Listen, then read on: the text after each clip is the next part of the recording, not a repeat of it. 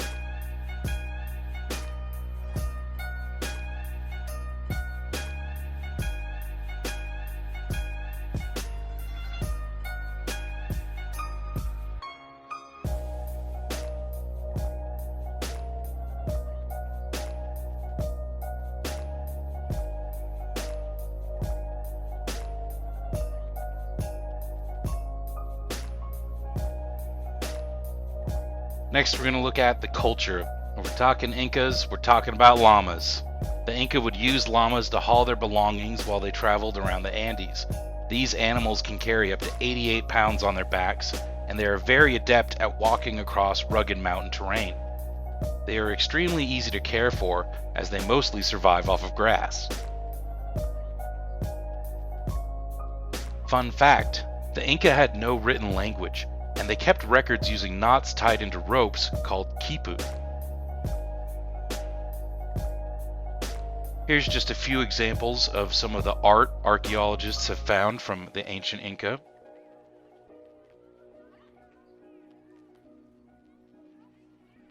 Alright, next let's talk about how they would trade.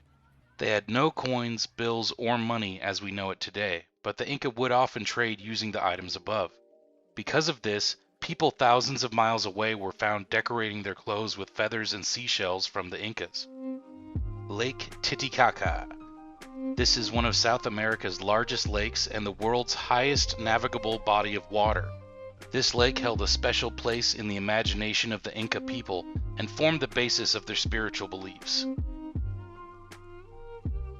In their origin story, the world was originally covered in darkness until a god named Viracocha emerged from Lake Titicaca and created the sun, moon, and stars. He and the lesser gods would settle the mystical town of Tiwanaku. It was there the sun god Pachacamac formed the first man and woman out of stone. The Inca used terraces to irrigate crops and prevent flooding. The stone walls of the terraces would absorb the heat of the sun during the day and release it at night, allowing the Inca to grow crops in the cold weather of high altitudes. Usually, when people refer to Machu Picchu, they are only thinking about the Inca buildings on top of the ridge. But construction has to begin at the bottom. In other words, you have to start with the terraces. Terraces are fundamental to Machu Picchu. While some terraces would have been used for small-scale farming, their primary purpose was to hold the mountain in place while draining a huge volume of rainwater away. That averages about 76 inches per year. And in terms of, let's say, Middle America, that's a lot of water, roughly 2.5 times as much as the city of Chicago would get. Left unmanaged, that rainwater would turn the hillsides to mud, and Machu Picchu would slide away. The Inca avoided that by creating a sophisticated drainage system. Inside the terraces, archaeologists found a layer of rich topsoil. Under that, a layer of sandy dirt, and finally, gravel and larger stones. We could say that they are filtering galleries, meaning even when you get a lot of rain, the terraces never flood because the water is filtered through these progressive layers of material. Instead of racing down the mountain, the water slowly works its way into the ground, so there's almost no erosion. With this basic design in hand, the Inca fixed the first terrace into the mountain, then started on the next, replicating their way to the top.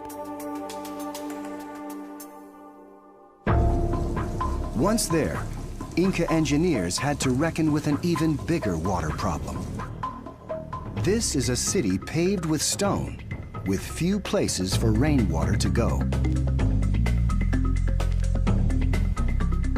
But the Inca had foreseen that problem, and during construction carefully placed more than 100 drains throughout the city.